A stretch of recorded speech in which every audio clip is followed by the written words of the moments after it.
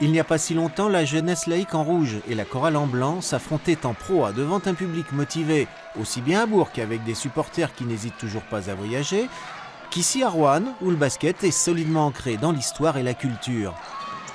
Et en Pro B, cette histoire a de beaux restes.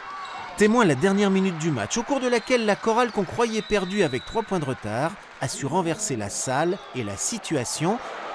Voici le moment où tout a basculé, où Kenny Grant a réussi un panier à 3 points venu d'ailleurs. Je me suis dit, dès que je vois un peu de lumière, il faut que je tire. Et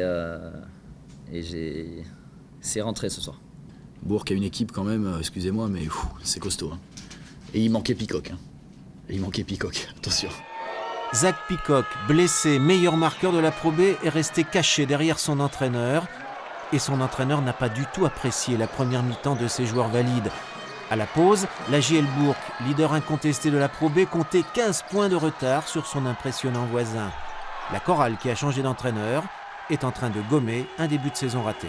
Je pense que Roanne a récolté, en fin de match en tout cas, les erreurs que l'on fait. Vraiment.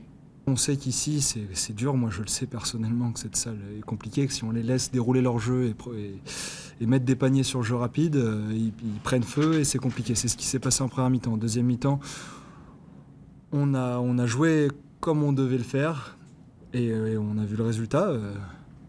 Si on enlève la première mi-temps, on gagne. Et si on enlève le deuxième quart-temps, on gagne. Voilà.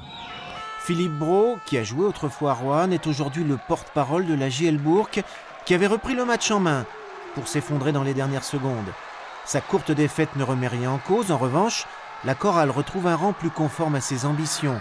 Roanne et Bourg sont 2 ténors de la Pro B et il y aura 2 montées en Pro A.